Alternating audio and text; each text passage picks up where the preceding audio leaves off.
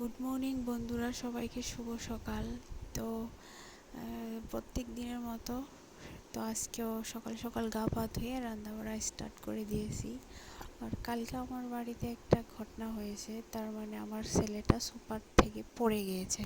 তো পড়ে যেয়ে ও চোখের মধ্যে ব্যথা পেয়েছে একটু, তার তার জন্য ওকে আজকে ডাক্তার ওখানে নিয়ে যাব। তো তাই সকাল সকাল উঠে রান্না বাড়াটা সারছি, আগে রান্না বাড়া করে নেই তারপর যাব।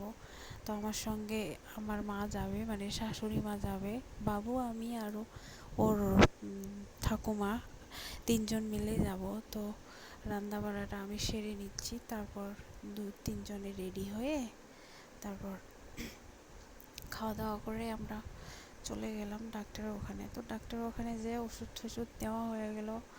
তারপর বাবুর বার্থডে আর কয়দিন আছে, তো 5 দিন আছে আর। তো তাই ভাবলাম যে মলে ঢুকে ওর জন্য কেনাকাটা করে নিয়ে যায়। তো সব কিছু কিনলাম, কাপড় জামা জুতো সব কিছু।